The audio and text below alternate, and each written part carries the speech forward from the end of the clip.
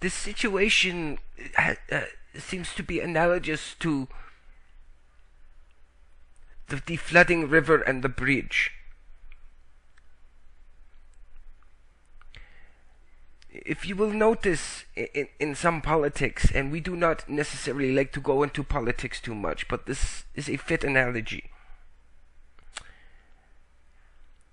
There's the argument, the debate of raising the bridge versus lowering the water.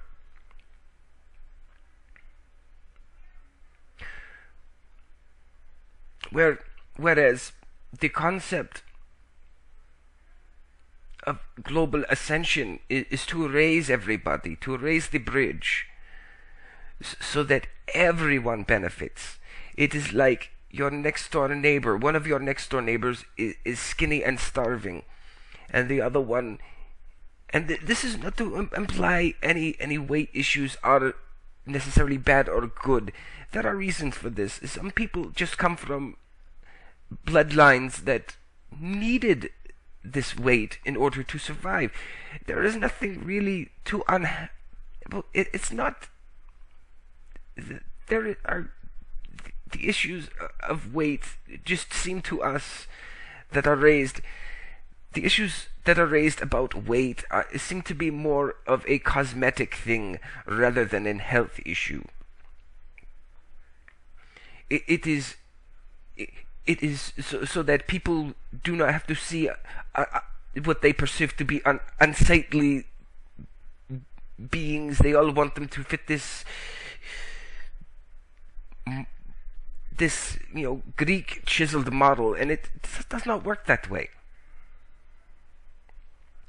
But again, you have two next door neighbors. One is struggling, is skinny, does not get enough food, and is struggling in their job. And the other one is well off and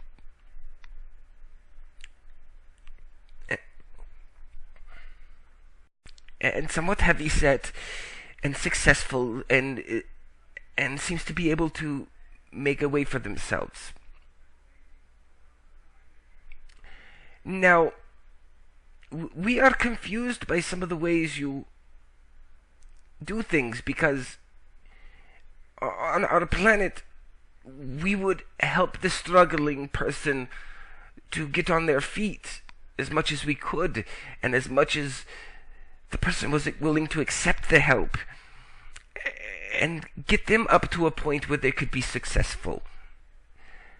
But sometimes on your planet, what they see to be the solution is to starve the well-off person,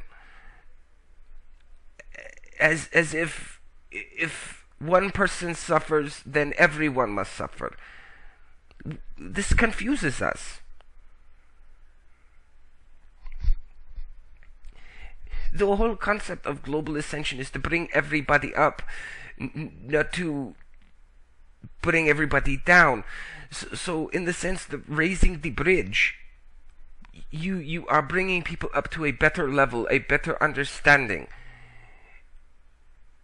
But in which it may take a little while to do, but it benefits everyone.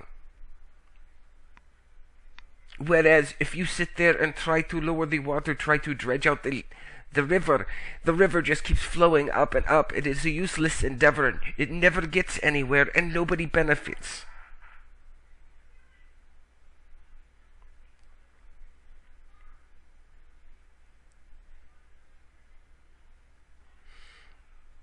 And this is the mentality behind trying to help everybody raise their consciousness instead of singling specific groups out, isolating yourself, and just saying everybody who does not agree with my edicts or my dogma, they are dark cabal. And some of you may ask, well, what is dark cabal? Well, some of you may say that dark cabal is a particular organization or a group of organizations working together,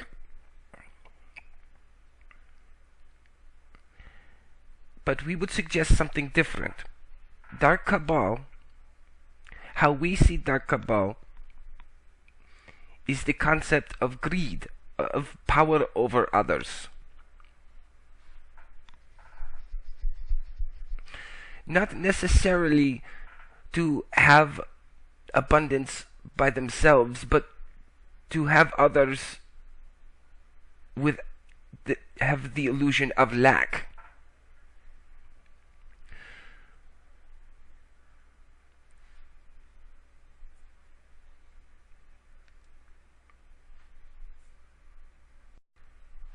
To us, dark cabal is a sickness. It's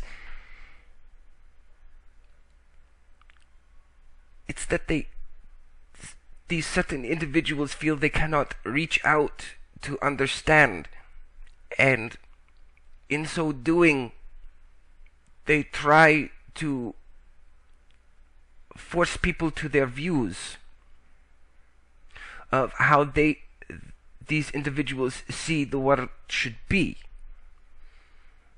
because they feel they cannot interface with the world properly.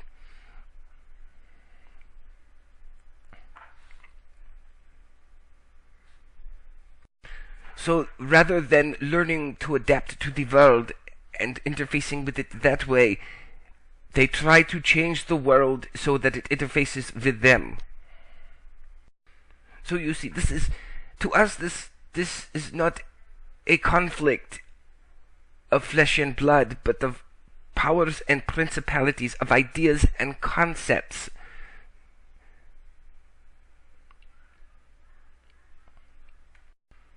In which we hope that you will see our point of view, that this battle cannot be won with armaments, with bloodshed. It simply cannot be won that way, because the armaments and bloodshed create the mentality that was intended to be used against it.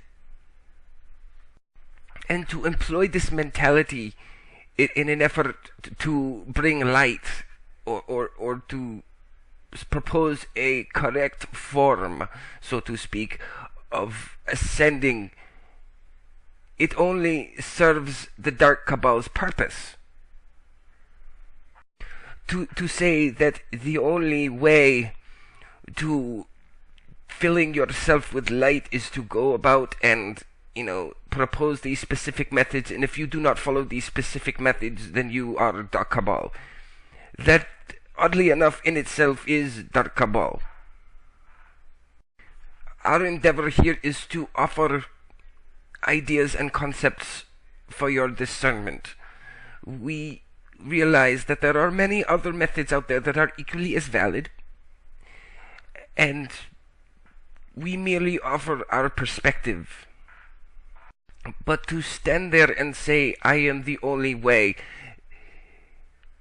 and you should isolate yourself from anybody else who says different, this does not allow for the discernment. This is a method of control, not of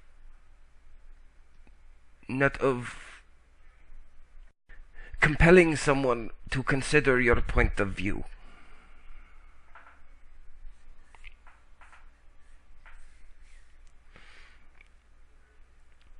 Yes, on your planet there is great conflict.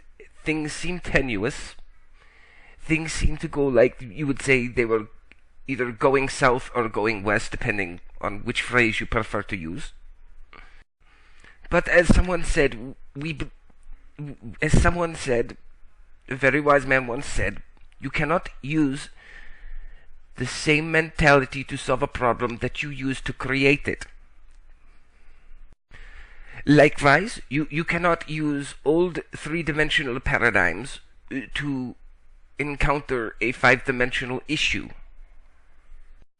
We will use the example of ancient Rome, where an inventor named Hero of Alexandria proposed to the emperor the idea of the steam engine, how it could be used for transportation, for so many uses, for this, for that.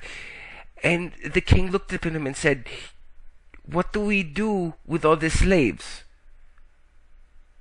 And they merely ended up using the steam power as a sort of torture device.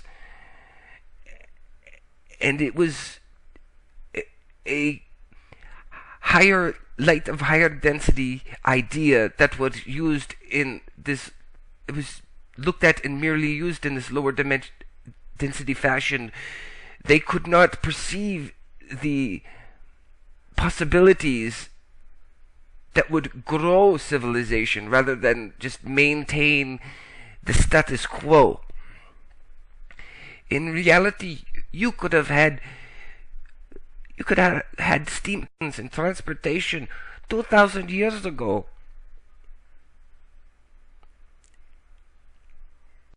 But the powers that be could not grasp the possibilities and could only see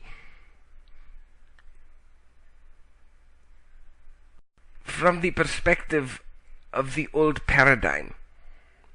And this is similar to what is happening now. You could have free energy, you could have replicators, you could have so many things. But then you have your leaders who sit there, scratch their heads and say, well, what about the economy, which is a manufactured concept of a numbers game. Merely let's pretend these numbers exist and have value. This is the wall that you see yourself up against and heading towards. So many new ideas and concepts being presented, and the old paradigm cannot handle it. It cannot sustain itself.